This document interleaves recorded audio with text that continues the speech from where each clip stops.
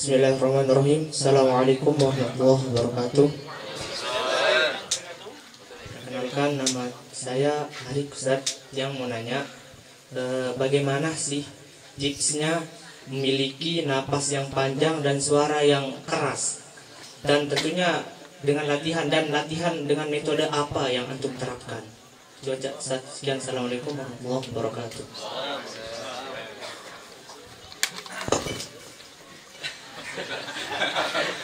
Bismillah, saya mewakili guru. Bismillahirrahmanirrahim. Assalamualaikum warahmatullahi wabarakatuh. Alhamdulillah, terima kasih atas pertanyaannya.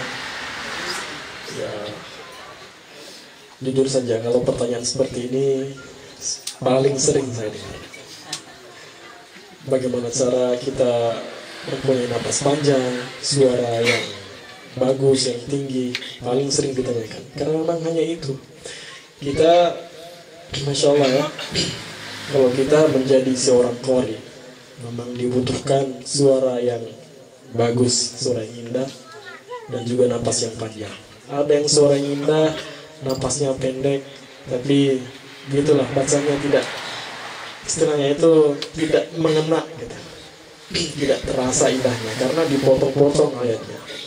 Tapi kalau kita memiliki napas yang panjang, walaupun suara kita nggak perlu tinggi-tinggi amat, insya Allah kita bisa main di situ, main di dalam ayat tersebut dengan berbagai variasi.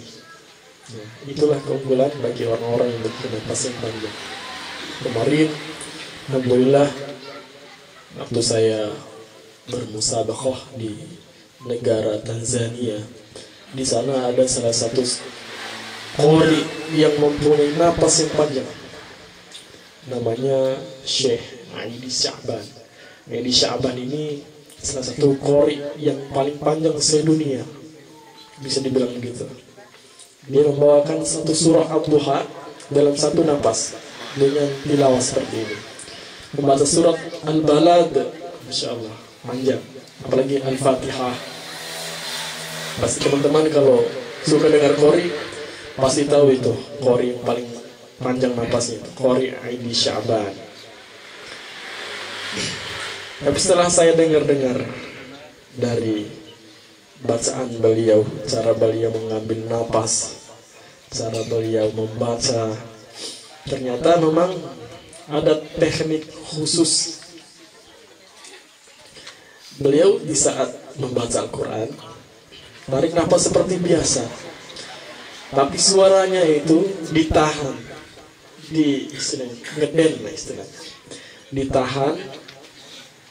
Biasanya kan kita kalau ngaji volume suara kita itu besar.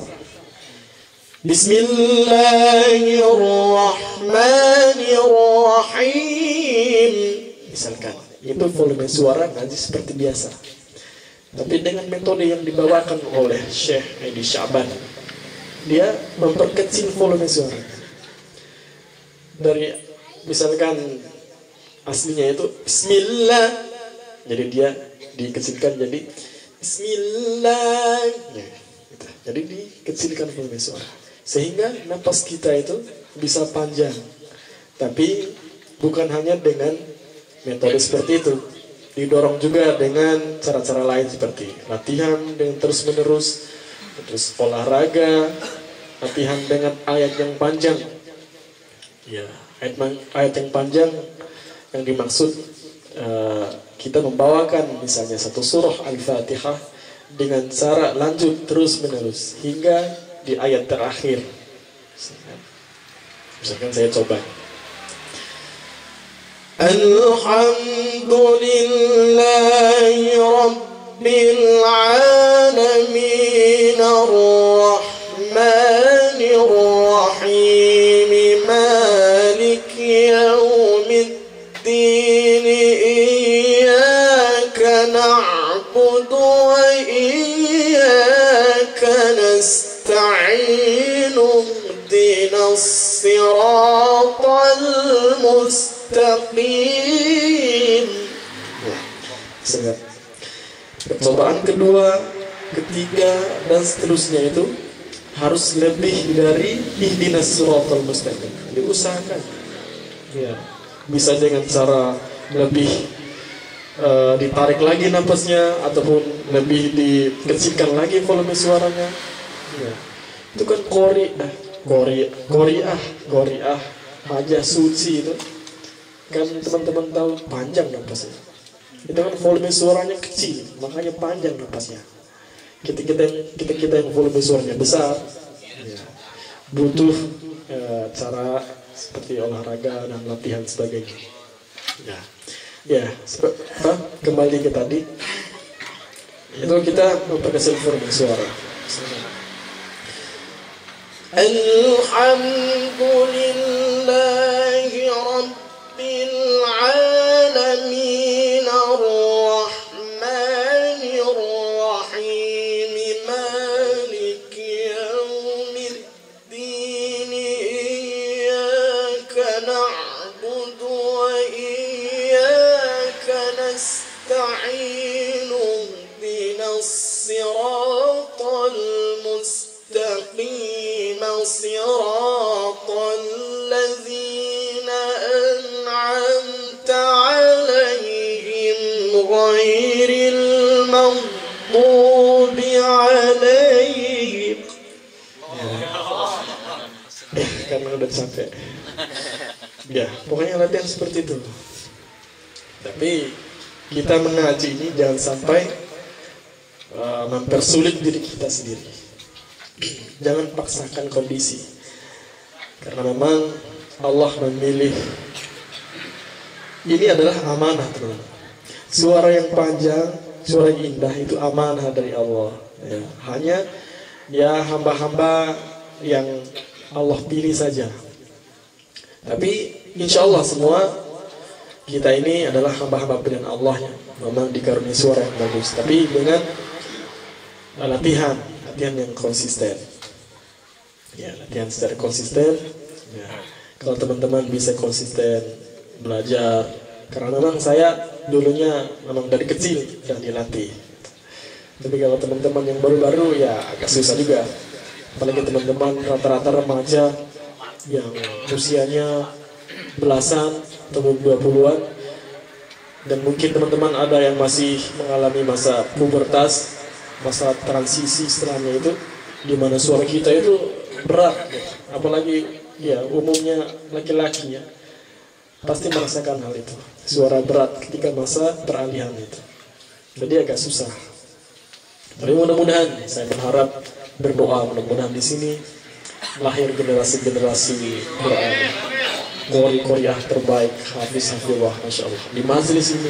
Mudah-mudahan berkah doa kita semua. Ya, kita tidak tahu masa depan kita akan jadi seperti apa, dan juga anak-anak kita, adik-adik kita. Ya. Maka dari itu mudah-mudahan hadirnya kita di sini menjadikan motivasi buat teman-teman, buat para orang tua yang ada di sini, supaya bisa menjadikan anak-anaknya menjadi anak yang membanggakan, anak yang hebat, khususnya di bidang Al-Quran. Ya. Karena orang-orang yang dekat dengan Al-Quran, insya Allah pasti bahagia dunia dan akhirat. Itu sudah Allah jamin. Ya. Itu sudah menjadi sabdanya Rasulullah, innallaha yarfa' bihadzal kitabi aqwaman wa yadhu bi akharin. Sesungguhnya Allah itu mengangkat derajat orang-orang karena Al-Qur'an. Ya. Alhamdulillah berkat Al-Qur'an saya sendiri sudah merasakan bagaimana ketika kita dekat dengan Al-Qur'an, Allah akan mempermudah hidup kita. Mudah-mudahan bukan hanya di dunia, tapi insya Allah kelak di akhirat. Ya. Karena satu huruf yang kita baca ini bisa menjadi wasilah kita diberikan syafaah di hari kiamat nanti. Berkah kita sungguh-sungguh dalam belajar, apalagi bisa menghafal Quran, tahu maknanya, terus mengamalkan, masya Allah, itu luar biasa. Mudah-mudahan kita semua ini menjadi para Ahlul Quran, Ahlullah, Mukhwasatuh, orang-orang pilihan Allah, menjadi keluarganya Allah yang ada di dunia ini. Amin ya rabbal alamin. Terima kasih. Assalamualaikum warahmatullahi wabarakatuh. Waalaikumsalam.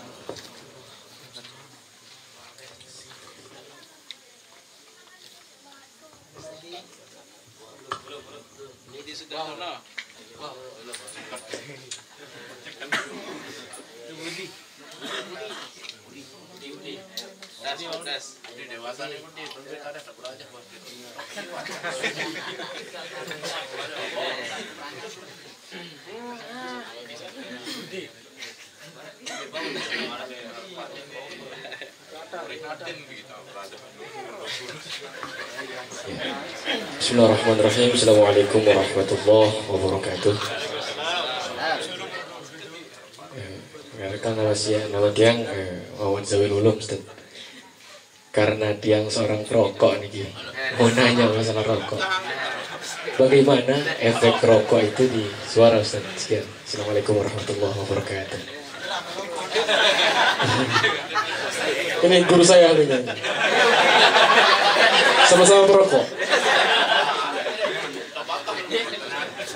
Mungkin tersinggung dengan saya merokok. Ya, itu kategori itu 99% perokok. Bisa saja nggak rokok. Jalan.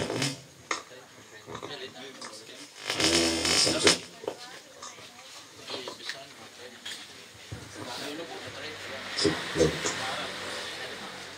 Iya, seorang itu kalau seorang Kori saya lihat di YouTube itu ya teman-teman saya Terpigi, Ustaz Terwin, Siti dan lain-lain itu semua perokok. Ya bisa dikatakan 90% lah seorang Kori itu perokok. Tapi ada efeknya juga kalau merokok ya. Efeknya besar sekali, pengaruh pada napas ya, terus dia sering-sering itu batuk, itu efeknya kalau kita sering merokok ya. Kalau saya ini dari kecil, dari SMP saya merokok sampai umur saya 48 tahun ini ya, pengaruh juga ya, pengaruh napas. Tapi ada tapinya, tergantung latihannya. Kalau sering kita latihan ya, terus malam-malam gini ya makan yang enak-enak ya, seperti sop ayam ikan bakar itu ya. Nah, itu ya, bukan saya mau ini singgung Mas Jeng ini suruh apa siapkan sop ayam ya gitu ya. Ya tentu saja ya, pengaruh juga dengan makan itu ya. Terutama makan yang berminyak itu, terus minumnya dengan minum air es. Es kan dingin, nggak ada air es itu yang panas ya. Ya, suara kita pas batuk atau serak kurang bagus ya, itu efeknya. Nah, intinya itu latihan terus ya. Ya, kata Nada Samsuri tadi banyak sekali yang tanya, ada di SMS apa dia tanya saya, kenapa apa sih resepnya supaya bagus suaranya atau napas panjang? Gampang jawabannya. Jawabannya tuh latihan terus makan yang enak-enak. Itu dia. Ya, biasanya makan yang pedes-pedes silakan, nggak apa-apa. Kalau nggak biasa jangan ya. Terus ya nih masalah perokok. Ya. Kalau seorang Kori, kalau tidak rokok jangan merokok, itu dibikin-bikin ya. Memang suaranya tuh fatal, nggak keluar, nggak bagus, napas pendek. Kalau perokok silakan rokok. Ya. Kalau nggak rokok jangan dirokok, jangan rokok ya. Ya. Jangan main iseng-iseng dengan rokok mau ngaji ya. Ya, cukup saya aja yang merokok, kalau itu jangan. Rugi ya, nggak ada manfaatnya ya.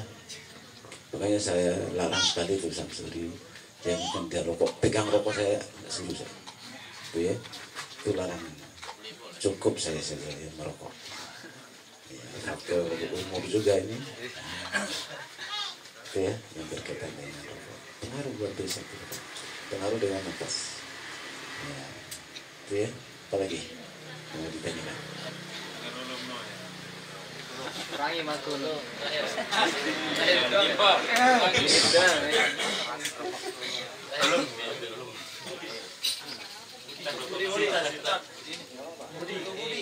Jangan tanyakan yang lain yang berkaitan dengan bacaan Al-Quran ini.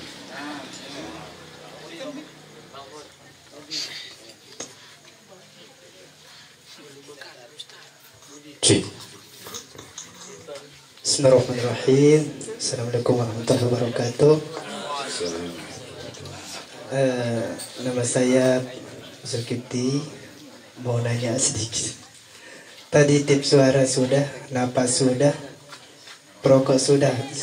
Saya juga minta tips ini, cuma mungkin saya biar tidak gugup ya. Soalnya di sini bukan kori saja kan, muazzin juga ini banyak yang jadi merbo di sini. Bagaimana biar kita tidak gugup, kadang-kadang pas mengambil nada akhirnya ketinggian. Bagaimana tipsnya supaya kita tenang begitu? Soalnya baru dipanggil sudah dak dikduk.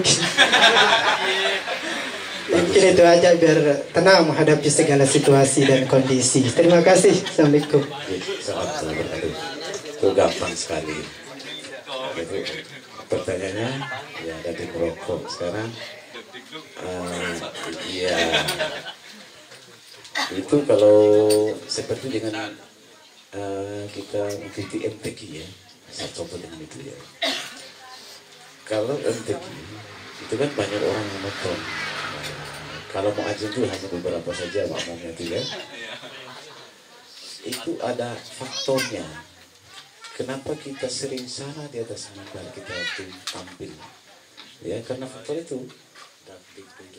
Pasti ada. Bohong orang tuh nggak takut di atas mimbar. Enggak, saya sudah biasa. Bohong orang. Ya, saya pernah alami. Saya bukan langsung begini saja. Saya ini mantan pemain. Ya, mantan pemain saya. Saya tahu mulai dari desa sampai ke tingkat nasional itu. Ya, itu persoalannya. Yang pertama, kenapa seperti itu? Karena kurang lancar.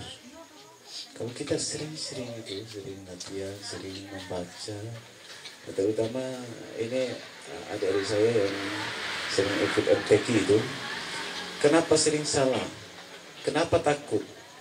Satu aja, karena faktor tidak lancar, baik dari segi bacaannya maupun dalam membawakan lagu. Kita pengen kuasai lagu, kita harus terapkan tuh, pasti takut.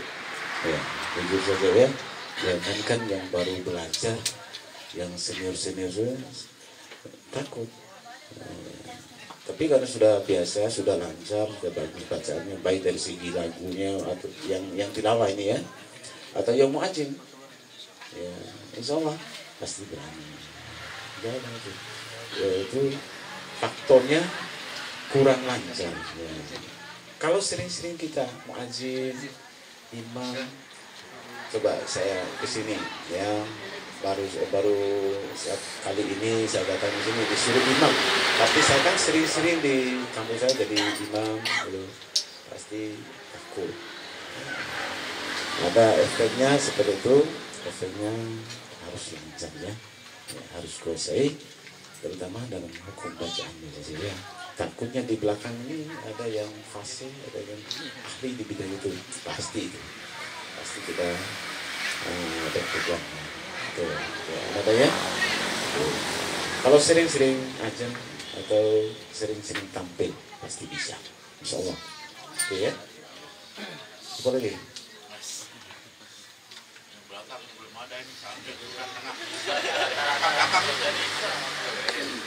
Yang di belakang.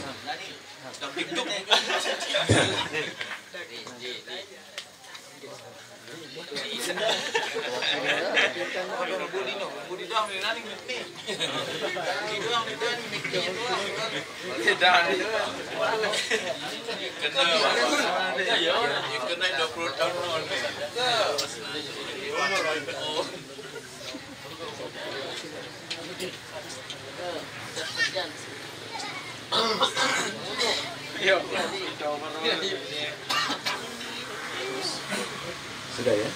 Ya.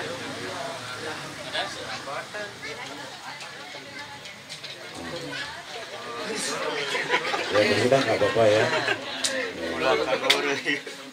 Lain kali kalau kita ketemu di sini, insyaallah kita terapkan apa yang tentu tanyakan. Itu ada masjid ini untuk kalau saya ke Lombok ke sini ada kegiatan apa nanti saya minta masjidnya. Ya, tapi enaknya seperti ini kita bagi-bagi pengalaman ya. Betul, memang saya ini juga ditugaskan seperti itu untuk merekrut para kori dan korea. Tidak mestinya sama di Kabupaten Bima ya. Di Lombok juga saya senang sekali. Ustaz, saya mau belajar lagu. Nah, tinggal di telepon, tinggal di ini. Saya mau tapi itu aja. Saya kalau mau tanya masalah nyanyi saya nggak bisa ya. Masalah Quran insya Allah kalau mau belajar tilawah ya, saya katanya saya bisa saya terapkan pada adik-adik saya ya. Tuh. Nggak apa-apa kalau mau boleh saya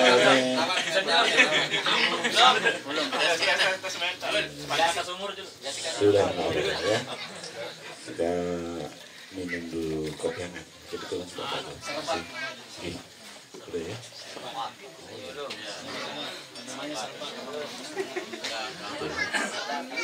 Assalamualaikum warahmatullahi wabarakatuh.